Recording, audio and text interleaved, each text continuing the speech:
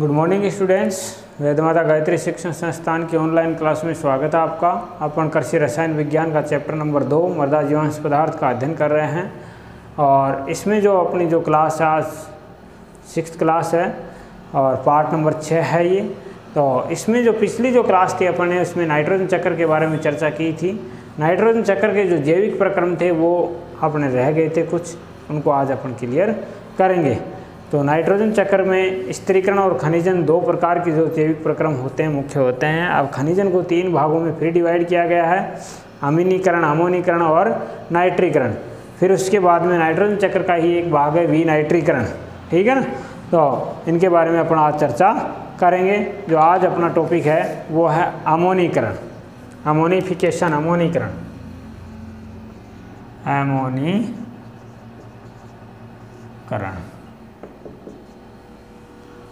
अमोनीकरण के अंतर्गत यानी ऐसी क्रिया जिसमें अमोनियम यौगिक मृदा के सूक्ष्म जीवों द्वारा, ठीक है ना, अमोनियम यौगिक, अमोनियम यौगिक, अमोनियम यौगिक या एमिनो यौगिक, सॉरी एमिनो यौगिक, अमोनियम यौगिकों में तो बदलेंगे, एमिनो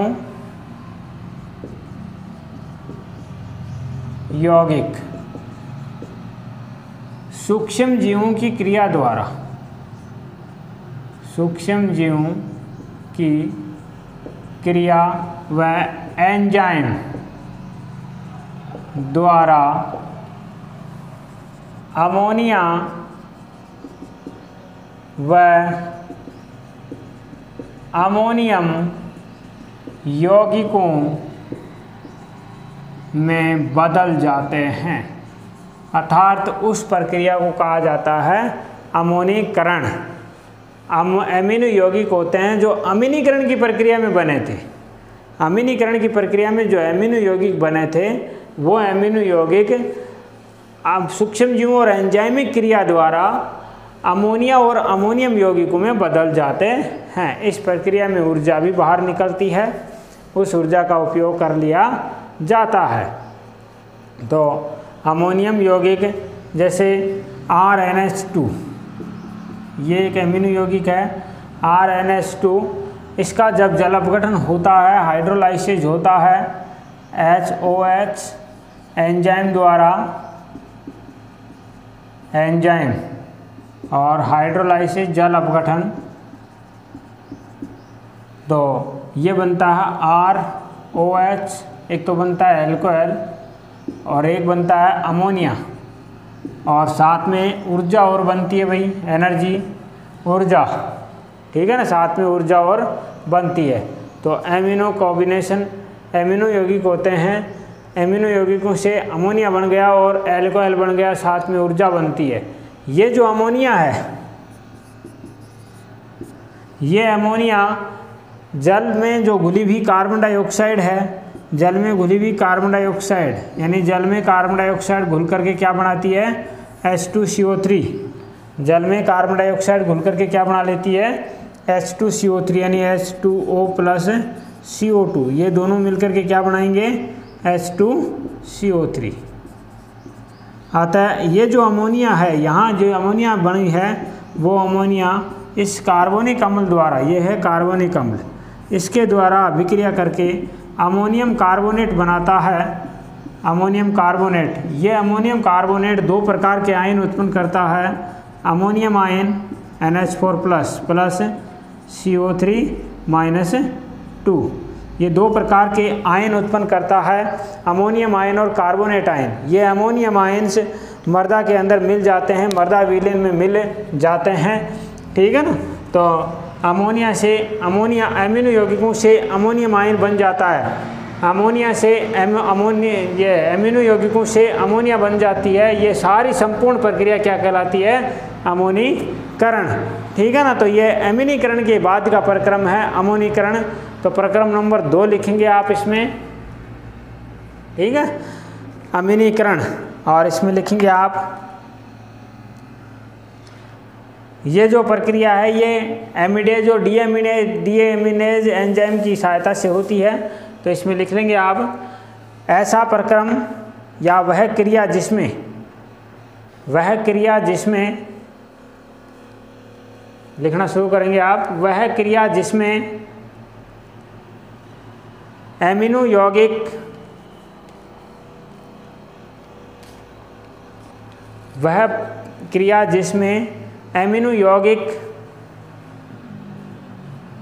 सूक्ष्म जीवों की क्रिया, वह क्रिया जिसमें एमिनो यौगिक सूक्ष्म जीवों की क्रिया तथा एंजाइम द्वारा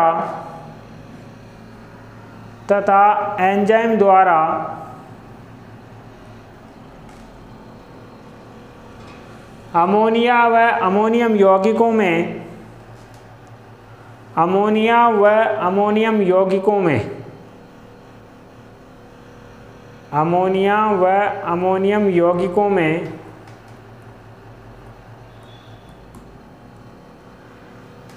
बदल जाते हैं या परिवर्तित हो जाते हैं,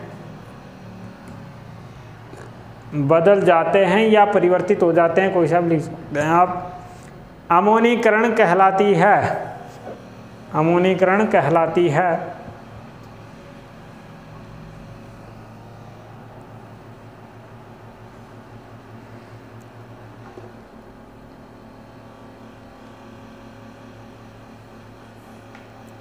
अमोनीकरण कहलाती है।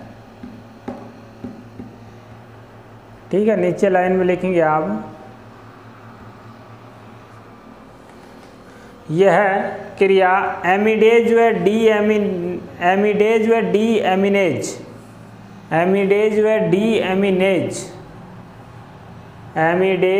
डीएमिनेज एंजाइम द्वारा होती है। एमिडेज व डीएमिनेज एंजाइम द्वारा होती है। एमिडेज व डीएमिनेज एंजाइम द्वारा होती है। अब नीचे लिखेंगे आप ये समीकरण लिखेंगे पहले, एमिनो यौगिक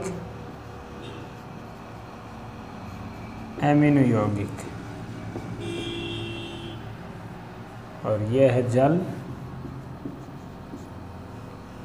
ये बन रहा है क्या, अमोनिया, और ये है अल्कोहल।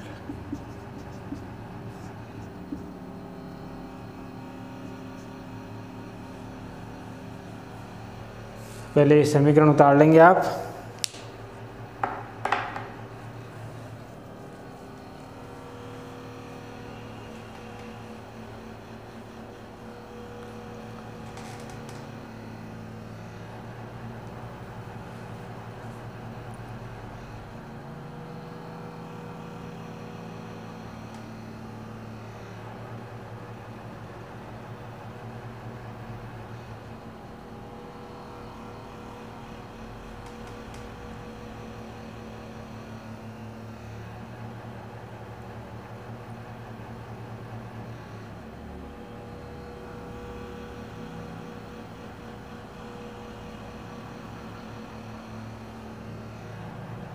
ठीक है, इसके बाद में लिखेंगे इसके नीचे,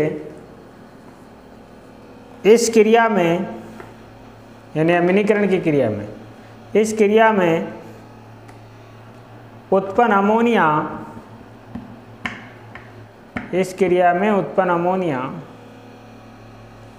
मर्दा की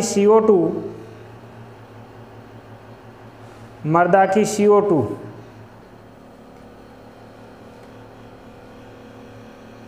वह जल से क्रिया करके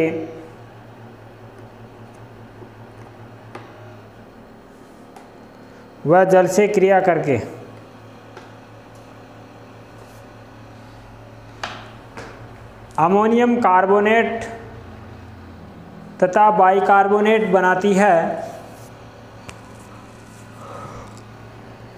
अमोनियम कार्बोनेट तथा बाइकार्बोनेट बनाती है।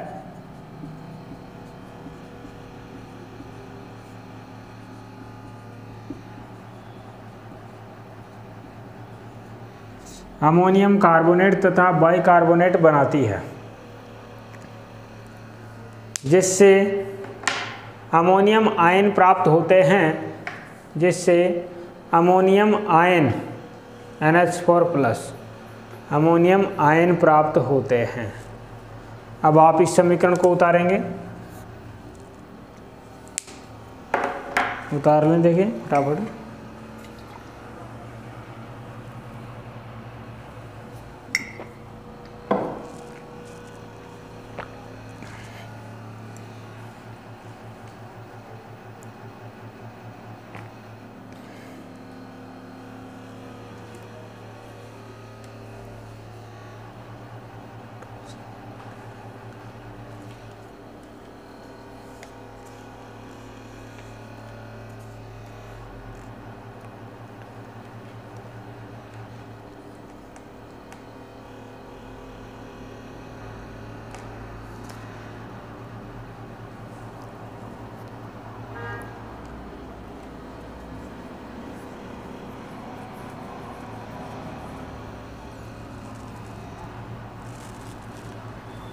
ठीक है, तो ये है भाई अमोनीकरण का प्रक्रम।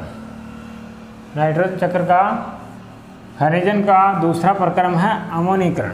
ये अमोनीकरण आपको बता दिया कि भाई एमिनो यौगिक बदलते हैं अमोनिया में या अमोनियम यौगिकों में बदल जाते हैं, उस प्रक्रिया को कहा जाता है अमोनीकरण।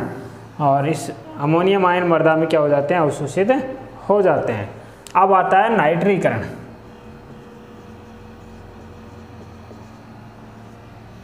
नाइट्रीकरण, नाइट्रिफिकेशन, नाइट्रिफिकेशन, ठीक है ना, नाइट्रिफिकेशन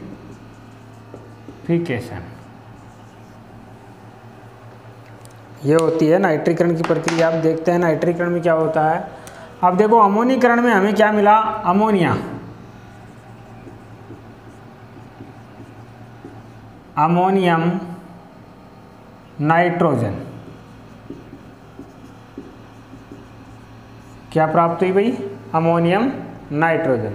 कहने का मतलब अमोनिया बना, अमोनिया या अमोनियम नाइट्रोजन। इससे बनेगा क्या, अमोनियम नाइट्रोजन से अमोनियम नाइट्रोजन का परिवर्तन किस में होगा, नाइट्रेट में। अमोनियम नाइट्रोजन का परिवर्तन नाइट्रेट में होता है। इस संपूर्ण जो प्रक्रिया होती है उसी प्रक्रिया को कहा जाता है नाइट्रिफिकेशन।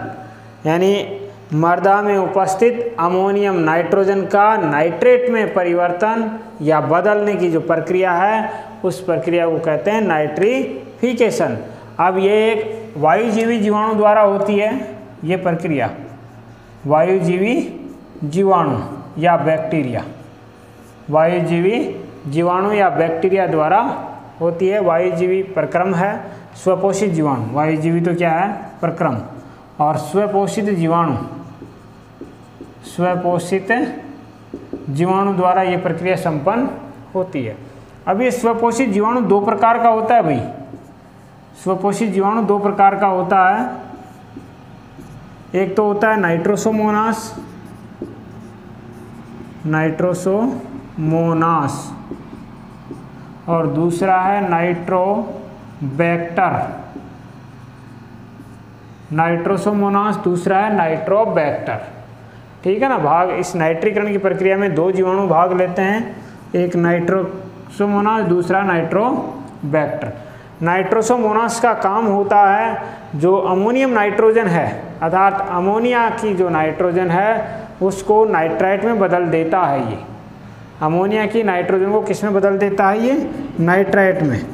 NH3+ O2 ऑक्सीकृत करता है और HNO2 किस में बदल रहा है, HNO2 में बदल देता है, प्लस H2O प्लस ऊर्जा।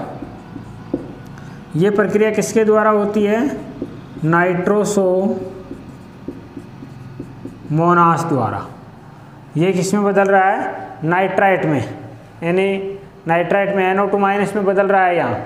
तो ये तो इसका काम हो गया पहला। तो नंबर 2 है इसका काम, ये क्या काम करेगा नाइट्रोबैक्टर, ये HNO2 बन गया, इस HNO2 का ऑक्सीकरण कर देगा किसमें, HNO3 में, नाइट्रोबैक्टर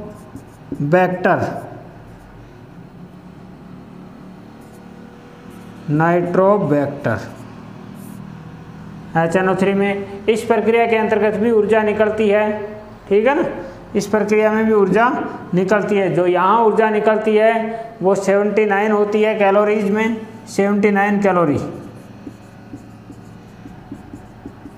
और यहाँ ऊर्जा निकलती है वो 38 कैलोरी ऊर्जा निकलती है, सॉरी 38 नहीं 43 कैलोरी। तो इस प्रकार दोनों का काम अलग अलग हो गया। दो प्रकार के जीवाणु, स्वपोषित जीवाणु भाग लेते हैं इस क्रिया में। नाइट्रोसोमोनास, तो नाइट्रोसोमोनास का क्या काम है, ये अमोनिया की नाइट्रोजन या अमोनियम नाइट्रोजन होती है उसका ऑक्सीकरण करता है, नाइट्राइट में एनर्जी छोड़ता है, और नाइट्रोबैक्टर होता है वो नाइट्राइट का ऑक्सीकरण करता है नाइट्रेट में, ठीक है ना। इस प्रकार ये इनका ऑक्सीकरण कर देते हैं। इसके बाद में काम इनका होता है भाई, नाइट्रोसोमोनास होता है ये 35 से 40 मोल अमोनिया ऑक्सीकृत करता है। ये जो है ये 35 से 40 मोल अमोनिया का क्या करता है, ऑक्सीकरण। और ये जो नाइट्रोबैक्टर है, ये नाइट्रोबैक्टर है, ये 70 से 100 मोल अमोनिया का ऑक्सीकरण करता है, 70 से 100 मोल, 70 से 100 मोल नाइट्राइट का ऑक्सीकरण करता है, अमोनिया का नहीं, ये तो अमोनिया, नाइट्राइट का ऑक्सीकरण करता है। तो प्रश्न पूछा जा सकता है नाइट्रोसोमोनास कितने अमोनिया का ऑक्सीकरण करता है, 35 से 40 मोल का। नाइट्रोबैक्टर करता है 70 से 100 मोल नाइट्राइट का ऑक्सीकरण नाइट्रेट में कर देता है। इस प्रकार ये है प्रक्रिया संपूर्ण, जो पूरी प्रक्रिया हो गई ये नाइट्रीकरण हो गई। तो नाइट्रीकरण की प्रक्रिया दोबारा से देख लें क्योंकि इंपॉर्टेंट टॉपिक है ये सारे, अमोनीकरण, नाइट्रीकरण, अमीनीकरण, विनाइट्रीकरण। तो नाइट्रीकरण की प्रक्रिया में क्या होगा कि भाई स्वपोषित जीवाणु द्वारा मर्दा में जो नाइट्रोजन है, मर्दा में जो अमोनिया की जो नाइट्रोजन है, अमोनियम आयनों द्वारा मिली नाइट्रोजन, उस नाइट्रोजन का नाइट्रेट में परिवर्तन हो जाए, उस संपूर्ण प्रक्रिया को कहते हैं नाइट्रीकरण। ये प्रक्रिया, ये एक जो प्रक्रम है ये वायुजीवी होता है, यानी वायु की उपस्थिति में संपन्न होता है। ये जीवाणु हैं, ये वायुजीवी जीवाणु हैं, इन द्वारा ये संपन्न होता है। अब दो प्रकार के जीवाणु द्वारा ये प्रक्रम संपन्न होता है, एक है नाइट्रोसोमोनास, दूसरा है नाइट्रोबैक्टर। नाइट्रोसोमोनास का काम है कि अमोनिया की जो नाइट्रोजन है उसको नाइट्राइट में बदलने का काम करता है और ऊर्जा छोड़ता है 79 कैलोरीज। और नाइट्रोबैक्टर का काम होता है यहाँ जो नाइट्रोसोमोनास नाइट्राइट बना करके देता है उस नाइट्राइट का नाइट्रेट में परिवर्तन कर देता है, अर्थात पौधे इस नाइट्राइट का उपयोग, नाइट्रोजन का उपयोग नाइट्रेट के रूप में ग्रहण करते हैं। तो इस यहाँ जाकर के पौधों के लिए उपयोगी सामान पैदा हो गया। तो ये पूरी प्रक्रिया नाइट्रीकरण कहलाती है। टॉपिक डाल लें नाइट्रीकरण, नाइट्रिफिकेशन, टॉपिक डाल लें नाइट्रीकरण, नाइट्रिफिकेशन।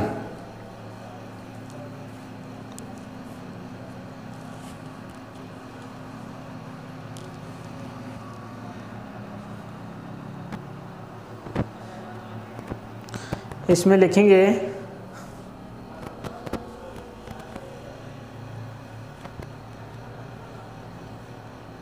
वह प्रक्रम जिसमें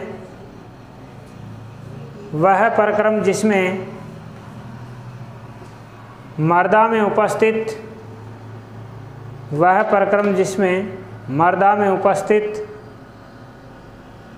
अमोनियम नाइट्रोजन, मर्दा में उपस्थित अमोनियम नाइट्रोजन,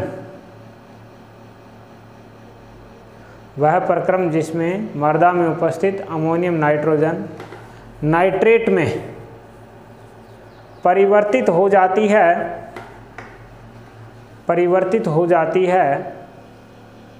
मृदा में उपस्थित नाइट्रोजन नाइट्रेट में परिवर्तित हो जाती है, नाइट्रीकरण कहलाती है। नाइट्रीकरण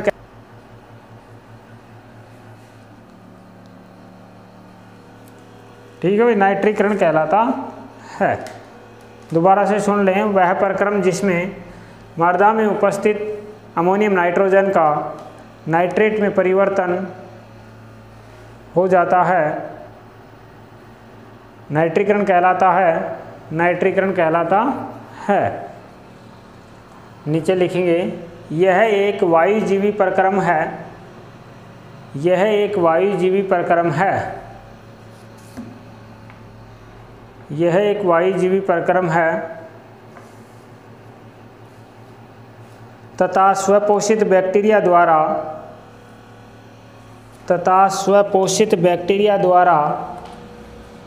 वायुजीवी प्रक्रम है तथा स्वपोषित बैक्टीरिया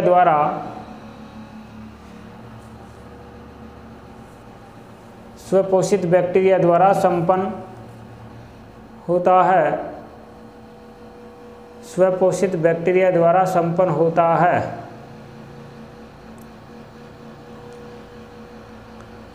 नीचे लिखेंगे अब, नाइट्रीकरण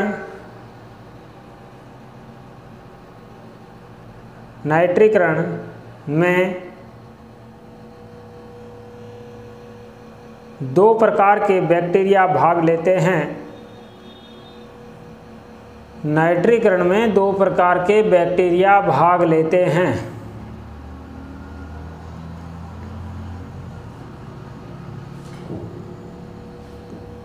नंबर एक डालना नाइट्रोसोमोनास।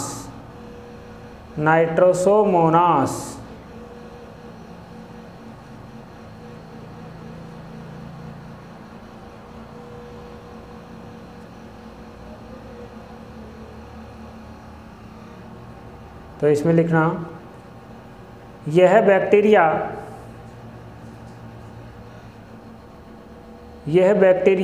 अमोनिया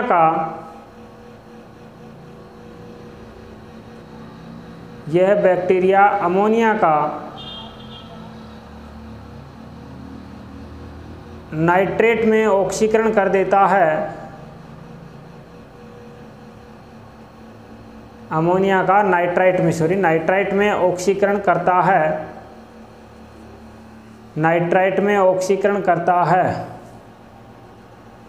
अमोनिया का नाइट्राइट में ऑक्सीकरण करता है।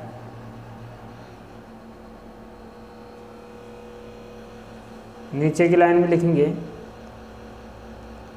यह बैक्टीरिया अपने कोशिका संश्लेषण के लिए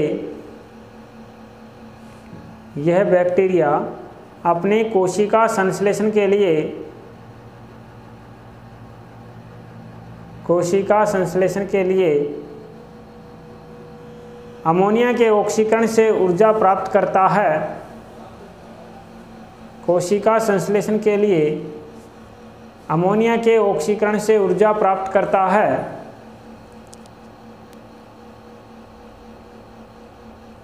कोशिका संश्लेषण के लिए अमोनिया के ऑक्सीकरण से ऊर्जा प्राप्त करता है। नीचे लिखेंगे,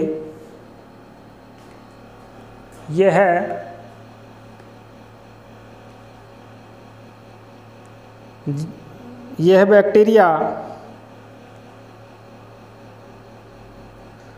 35 से 40 मोल अमोनिया का ऑक्सीकरण या अमोनिया ऑक्सीकृत करता है। 35 से 40 मोल अमोनिया ऑक्सीकृत करता है। 35 से 40 मोल अमोनिया ऑक्सीकृत करता है।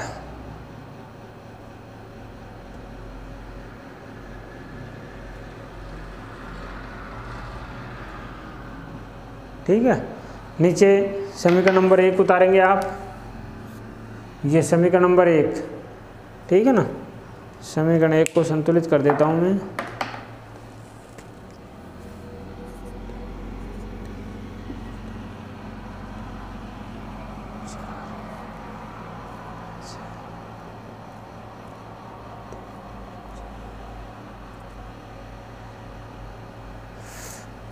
समीकरण नंबर 1 उतार लेंगे भाई नाइट्रोसोमोनास वाला।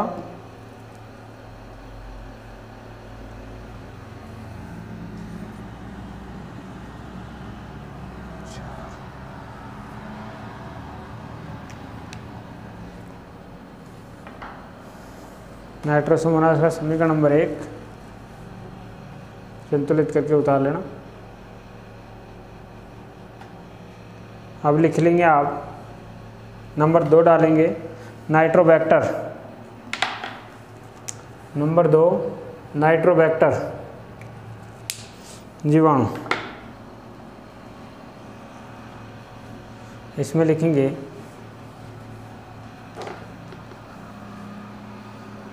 यह बैक्टीरिया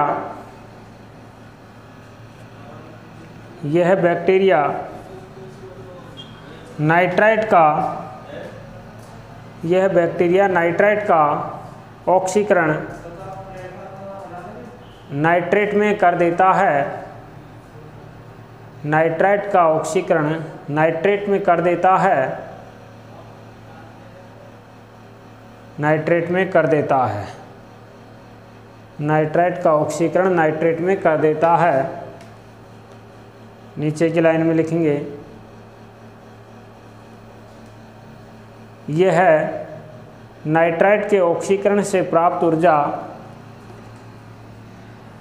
नाइट्राइट के ऑक्सीकरण से ऊर्जा प्राप्त करता है, ऊर्जा प्राप्त करता है, नाइट्राइट के ऑक्सीकरण से ऊर्जा प्राप्त करता है। नीचे लिखेंगे यह है नाइट्रोबैक्टर, यह है 70 से 100 मोल नाइट्राइट ऑक्सीकृत करता है, 70 से 100 मोल नाइट्राइट ऑक्सीकृत करता है, 70 से 100 मोल नाइट्राइट ऑक्सीकृत करता है।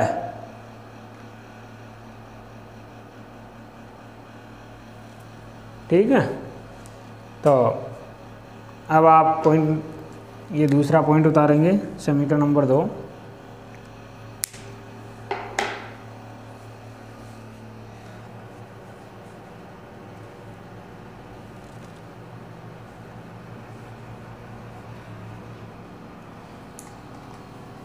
उतार लें नाइट्रोबैक्टर वाला।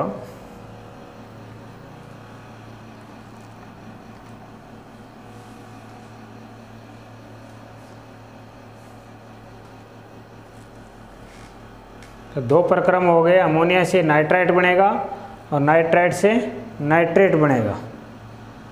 ठीक है ना। ये जो प्रक्रम है ये इसकी अपेक्षा तीव्र गति से होता है।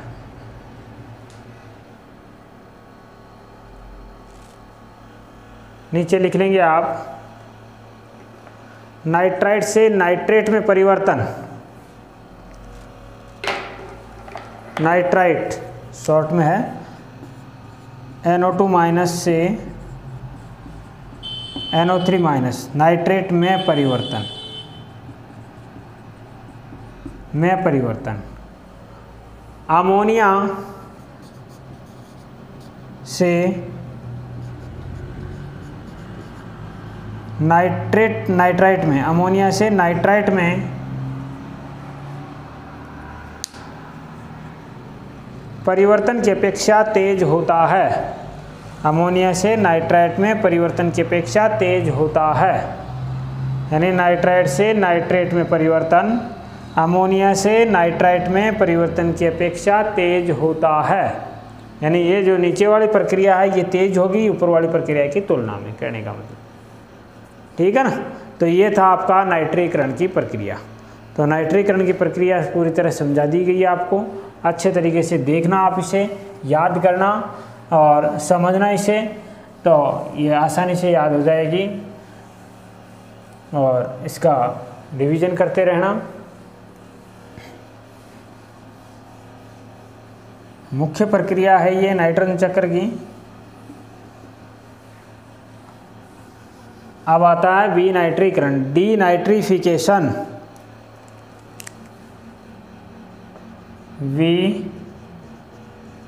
विनाइट्रीकरण। डीनाइट्रिफिकेशन।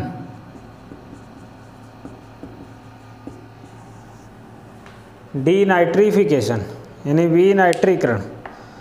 नाइट्रीकरण की जो प्रक्रिया है,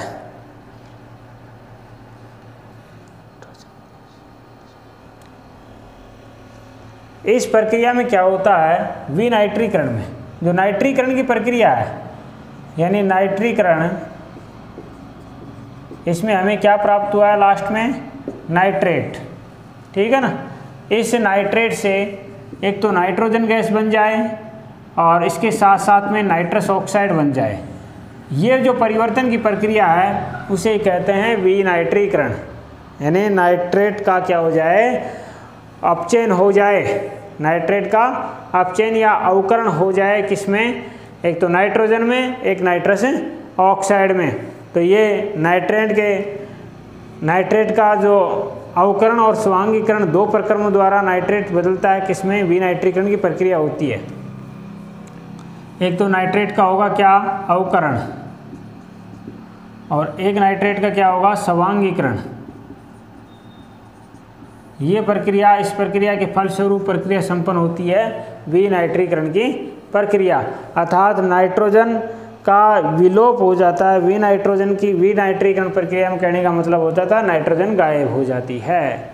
तो नाइट्रोजन क्या, नाइट्रोजन गैस के रूप में बाहर निकल जाती है, नाइट्रस ऑक्साइड के रूप में बाहर निकल जाती है। ये जो प्रक्रिया है ये बैक्टीरिया नाइट्रेट अवकरण और नाइट्रेट स्वांगीकरण कहलाती है।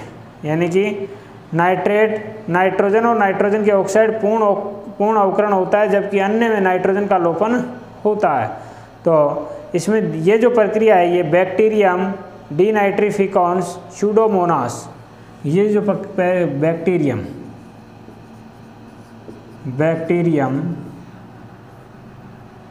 और स्यूडोमोनास डीनाइट्रिफिकेंस, डीनाइट्रिफिकॉन्स स्यूडोमोनास,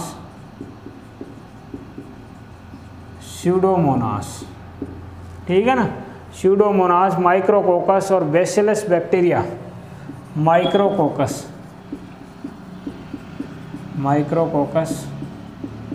और बेसिलस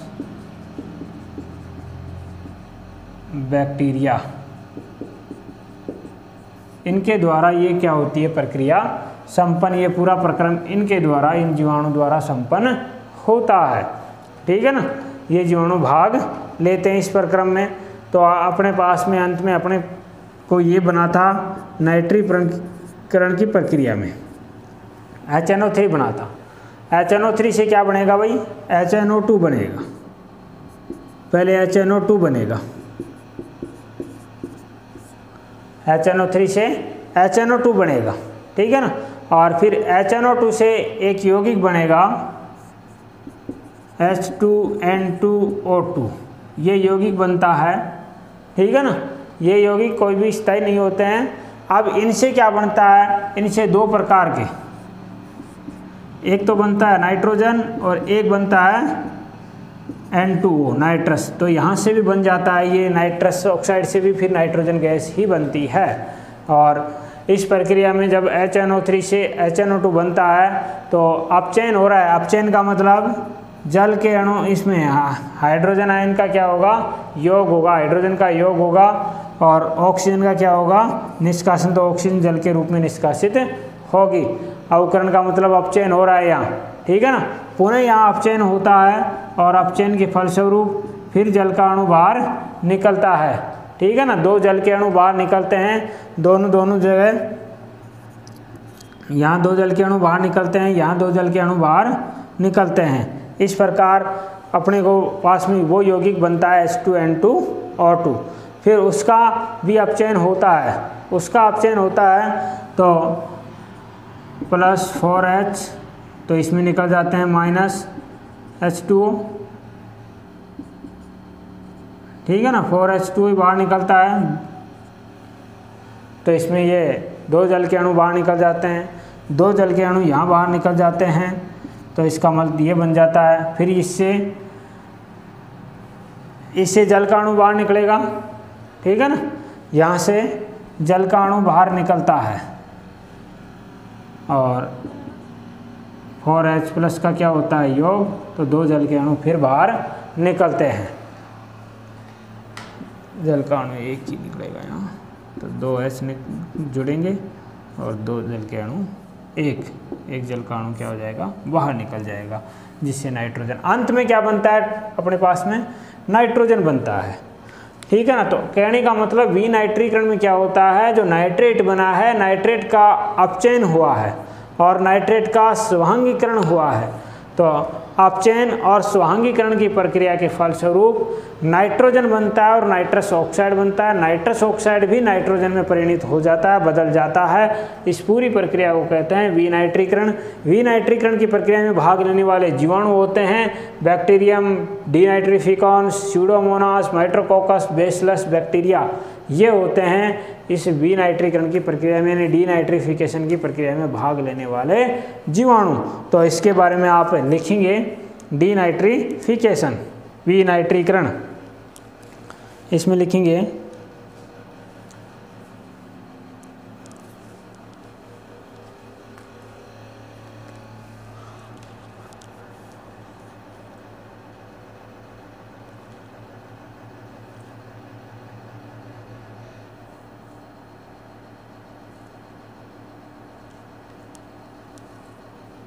ऐसा प्रक्रम जिसमें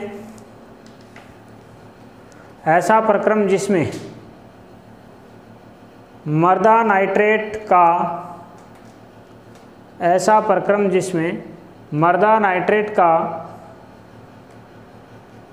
नाइट्रोजन गैस, मर्दा नाइट्रेट का नाइट्रोजन गैस या nitrous oxide N2O, nitrogen gas या नाइट्रस ऑक्साइड N2O में परिवर्तन होता है, परिवर्तन होता है,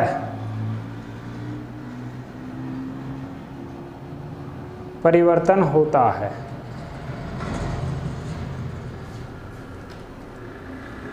अर्थात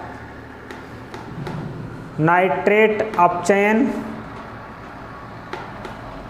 नाइट्रेट अपचयन या अवकरण तथा नाइट्रेट स्वभंगीकरण, नाइट्रेट अपचयन तथा नाइट्रेट स्वभंगीकरण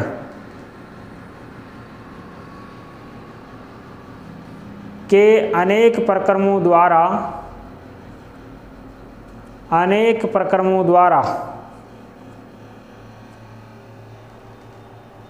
नाइट्रेट का लुप्त होना ही, अनेक प्रक्रमों द्वारा नाइट्रेट का लुप्त होना ही विनाइट्रीकरण कहलाता है,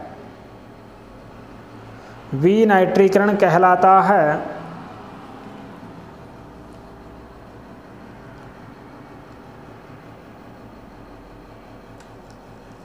विनाइट्रीकरण कहलाता है। नीचे लिखेंगे इस प्रक्रम में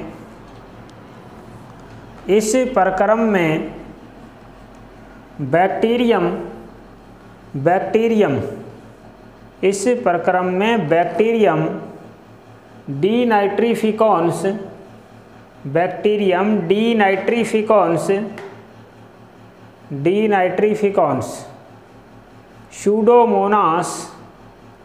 शूडोमोनास डीनाइट्रिफिकॉन्स शूडोमोनास कोमा लगा करके, माइक्रोकोकस तथा बेसिलस बैक्टीरिया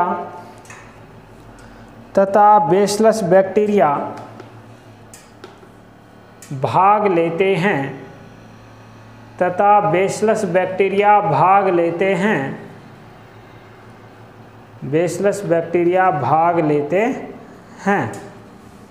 और ये जो समीकरण है ये पूरा का पूरा आप उतार देंगे इसमें डीनाइट्रीकरण में। देखो यहाँ अपचयन हो रहा है, यहाँ अपचयन हो रहा है, फिर यहाँ अपचयन हो रहा है, ये इसमें बदल रहा है तो भी अपचयन हो रहा है, अर्थात ये एक अपचयन की प्रक्रिया है, स्वांगीकरण प्रक्रिया है, जिसके फलस्वरूप विनाइट्रीकरण प्राप्त हो रहा है। नाइट्रेट का विलोप हो रहा है किसमें, नाइट्रोजन गैस में। तो इसको पूरे समीकरण को आप उतार देंगे।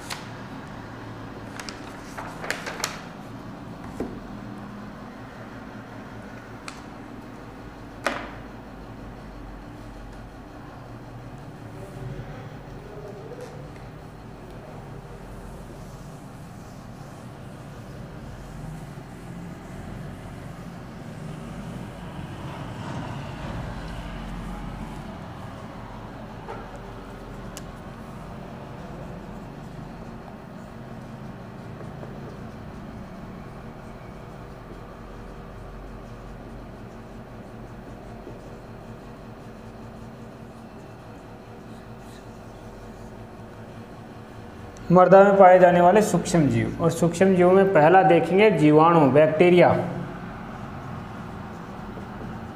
जीवाणु, बैक्टीरिया।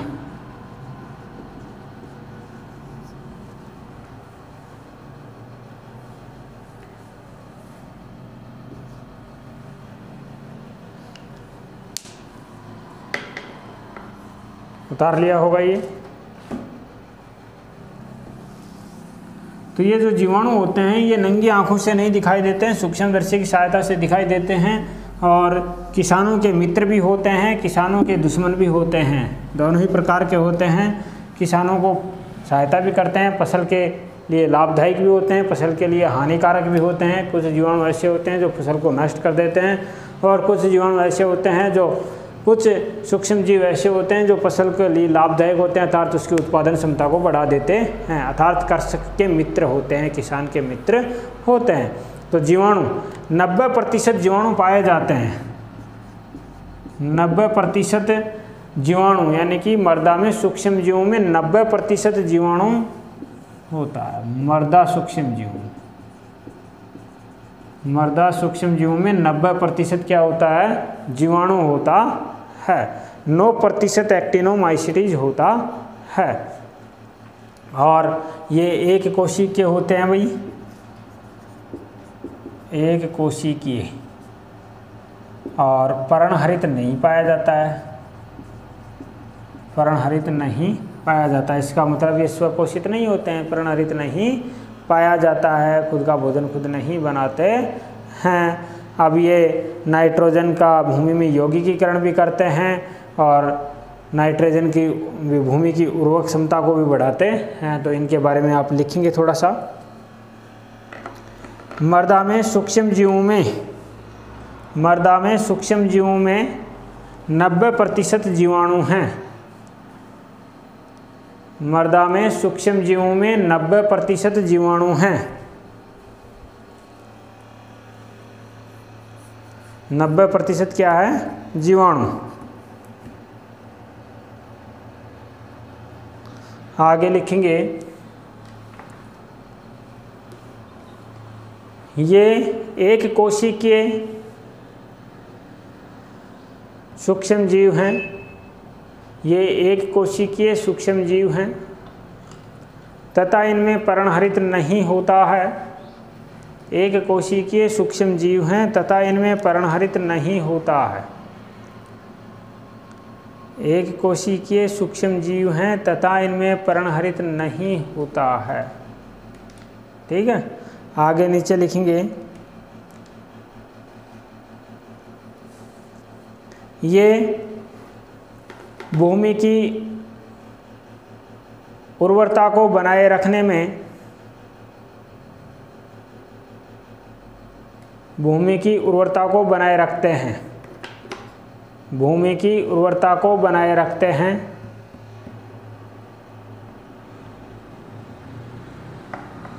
ये जीवाणु, नीचे लिखेंगे, ये जीवाणु जैव पदार्थ की नाइट्रोजन को जैव पदार्थ की नाइट्रोजन को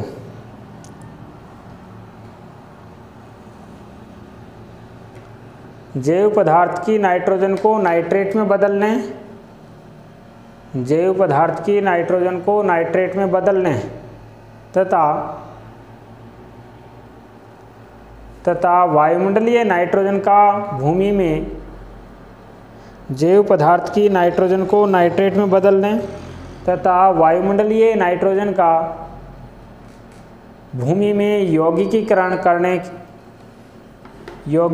करने का कार्य करते हैं, यौगिकीकरण करने का कार्य करते हैं। ठीक है, नीचे लिखिए, कुछ जीवाणु रोग पैदा करते हैं, कुछ जीवाणु पौधों में विशेष रोग पैदा करते हैं, कुछ जीवाणु पौधों में विशेष रोग पैदा करते हैं। अब एक्टिनोमाइसीटीज है,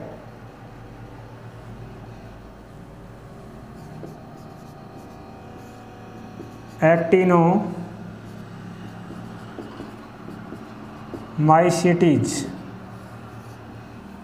एक्टिनोमाइसीटीज, एक्टिनोमाइसीटीज, एक्टिनोमाइसीटीज, टी आई नहीं आएगा, TES। तो एक्टिनोमाइसीटीज ये भाई भूमि में जीवाणु के बाद में सूक्ष्म जीव होते हैं 9%, जीवाणु के बाद में जीवाणु 90% होते हैं, 9% ये होते हैं एक्टिनोमाइसीटीज। तो और एक कोशिकीय होते हैं और ये जीवाणु के समहानी आकार वाले होते हैं, नम और वायु युक्त भूमि में सर्वोत्तम मानी जाती है इनमें, यानी कि एक कोशिकीय होते हैं, एक कोशिकीय नम वातावरण और वायु युक्त वातावरण भूमि में ज़्यादा मात्रा में पाए जाते हैं, शुष्क क्षेत्रों में कम मात्रा में पाए जाते हैं। और एक्टिनोमाइसीटीज की जो सुगंध होती है वो इसका पुरुषार्थ का गुण होता है, बरसात होती है तो उस समय सौंधी सौंधी सी गंध आती है भूमि में, वो एक्टिनोमाइसीटीज का एक पुरुषार्थ गुण दर्शाती है कि भाई भूमि में एक्टिनोमाइसीटीज है। तो लिखेंगे आप एक्टिनोमाइसीटीज में मर्दा सूक्ष्म जीवों में लगभग 9% एक्टिनोमाइसीटीज है, लगभग 9% एक्टिनोमाइसीटीज हैं। मर्दा सूक्ष्म जीवों में लगभग 9% एक्टिनोमाइसीटीज है। ठीक है ना। आकार जीवाणु के समान एक कोशिकीय होते हैं, आकार जीवाणु के समान एक कोशिकीय होते हैं, आकार जीवाणु के समान एक कोशिकीय होते हैं।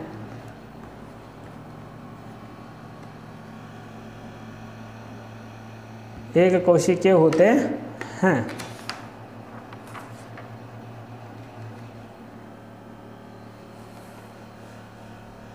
नीचे लिखना,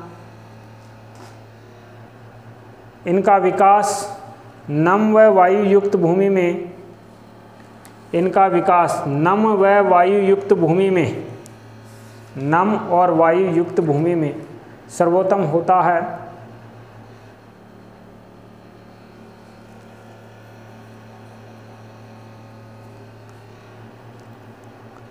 लेकिन अपेक्षाकृत शुष्क भूमि व निचली तहों में, लेकिन अपेक्षाकृत शुष्क भूमि व निचली तहों में भली प्रकार पनपते हैं, भली प्रकार पनपते हैं।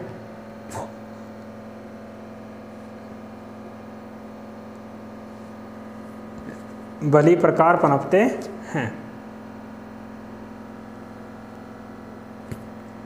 अब लिखेंगे नीचे, ग्रीष्म ऋतु के बाद पहली वर्षा, ग्रीष्म ऋतु के बाद पहली वर्षा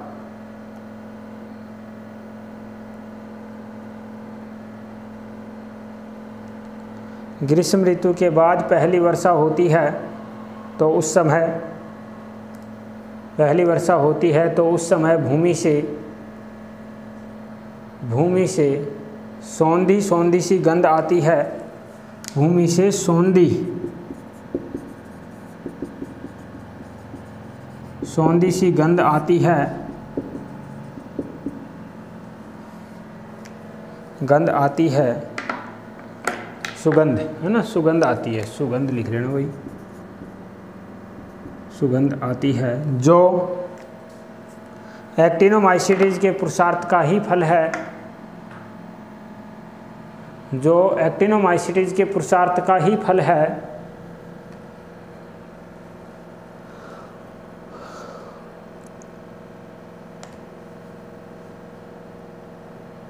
नीचे लिखना, ये जीव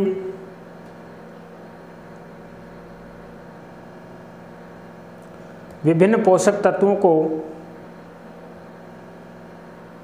भूमि में मुक्त करते हैं, विलेन के रूप में भूमि में मुक्त करते हैं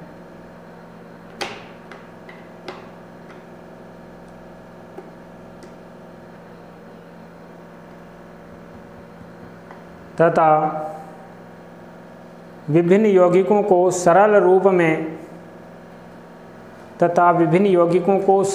में बदलकर पौधों के लिए उपयोगी बनाते हैं, सरल रूप में बदलकर पौधों के लिए उपयोगी बनाते हैं।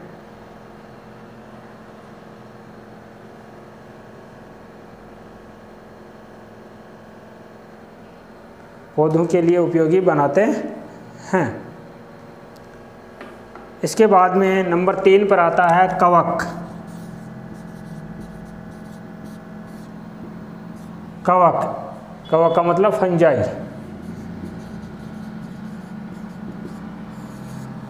कवक या फंजाई,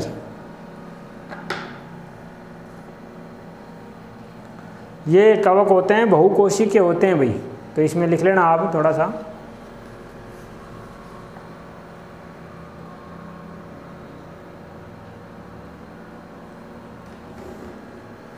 ये बहुकोशिकीय जीव लेकिन पर्णहरित नहीं पाया जाता है। बहुकोशिकीय होते हैं लेकिन पर्णहरित नहीं पाया जाता है।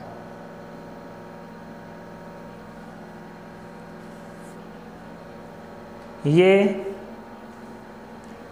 अपनी शक्ति यानी पावर, अपने लिए ऊर्जा, शक्ति कार्बन तथा जैव पदार्थों से ग्रहण करते हैं, कार्बन तथा जैव पदार्थों से ग्रहण करते हैं। नीचे लाइन में लिखना, Mucor, Mucor, Penicillium, Mucor Penicillium, Penicillium,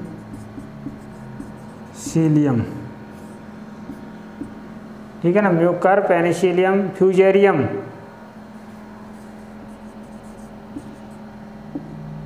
fusarium, Mucor Penicillium, fusarium इत्यादि विभिन्न फफूंदी तथा खमीर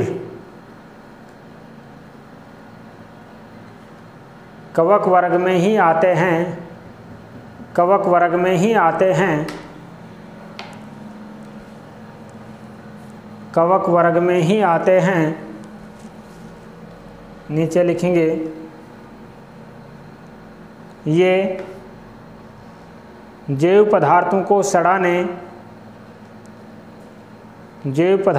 सड़ाने तथा ह्यूमस बनाने में सहायता करते हैं, जैव पदार्थों को सड़ाने तथा ह्यूमस बनाने में सहायता करते हैं। सहायता करते हैं, लेकिन अमोनियम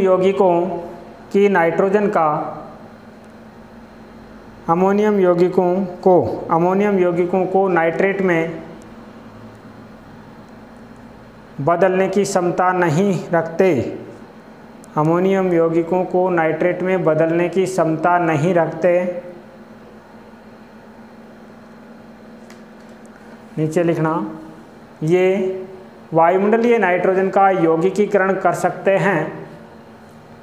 वायुमंडलीय नाइट्रोजन का यौगिकीकरण कर सकते हैं।